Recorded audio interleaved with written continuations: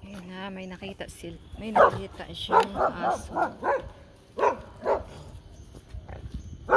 Ayan, ayan. Sobrang hard. Ayan, ayan. Ang tapang. Lalayo kami. Ayaw nila yung aso na. Stop. Ayaw nila yung aso na yun. Tsaka sa dito talaga to. Kahit anong aso, basta hindi niya gusto kakahulin. Buti pa tong isa. Ito. Yung si Poppy. Nadadala lang yan dyan pag kumakahol. Kumakahol yan si Pipito. Si Poppy dadala din. Pero matapang to si Poppy.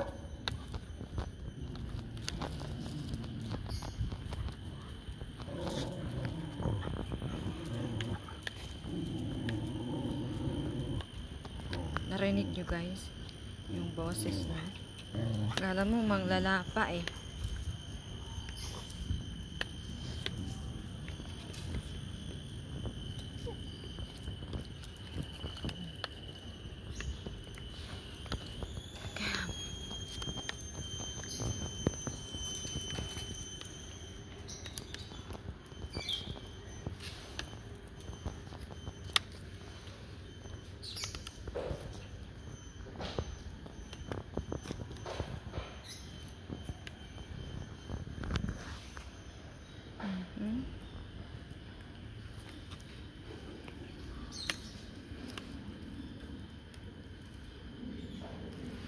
Maganda dito sa ano namin kasi parang ano lang siya, parang probinsya.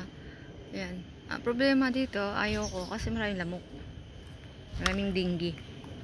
Madidinggi ka dito, mategi ka pa. May mga bahay. Oh. Basta yun mo, puro halaman. Puro yan halaman. Puro puno yan. Yan. At yan yung compound ng mga bahay. Ay, ang kulit.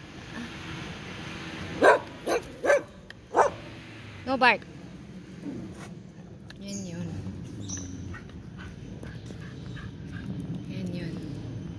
Yan yun lahat dun. Puro kapunuan na malalaking puno. Yan. Tapos ang init Bonggang-bongga ang init. Yan oh. Tapos dito sa gabi yan. Nakikita nyo guys, ang dami pwedeng mapag-exercisean dyan. Problema ko dyan, maliliit yung lights niya sa gabi. Tapos, ito lang yung area lang yan na yan ng mayroong ilaw dyan parang spotlight ba. Tapos yung surrounding na yun, ang dilim. Tapos pag nag-exercise ka dito, parang may multo sa gabi. Parang may nakatingin, for sure meron. Oo, kaya hindi ako dito sa gabi. Doon lang ako minsan sa kabila. Kasi doon din, ganun din. Kasi ayan yung gilid eh. Yan yung mga gilid. Ingay. Kasi may aeroplane na dumaan. Yan yung gilid kasi nitong Tapos may mga siya. May mga sports siya. Mga pwede mong pag-exercise sa gabi. Ayan. So, ang problema nga, madilim yung itong mga ito mga yan, madilim yan sa gabi. Ang ilaw lang is ganyan lang kaliliit Diyan lang sa baba, yan lang ang ilaw. Wala sa taas, kaya ang nakakatakot. Sobrang nakakatakot. Ito lang yung magaganda sa itong halaman na to. Pero dati ang dami-dami. Tapos nakakatakot na siya lalo sa gabi. Buti na lang pinagpuputol nila. Tapos iba, bago na naman yung pagtubo niya. Ganito yung, ayan na yung mga flowers niya. Hindi ko alam ang tawag dito sa, na to. Hindi ko alam ang tawag dito sa halaman na to. Hindi ko alam anong tawag yan.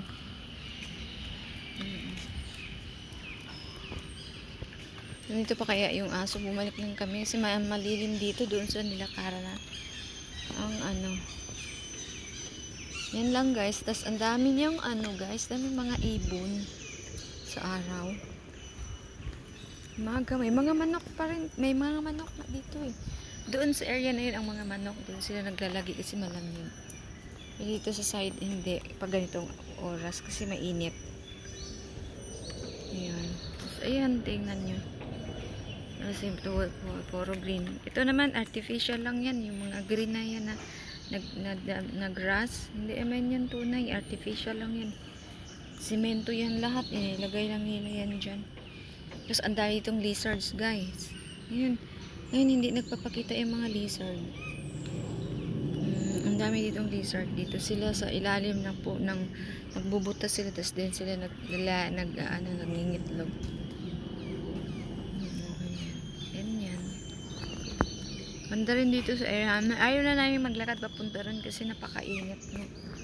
Yan yung dalawa. Ano-ano lang mga ginagawa. Uuwi ko na rin to sila mamaya-maya.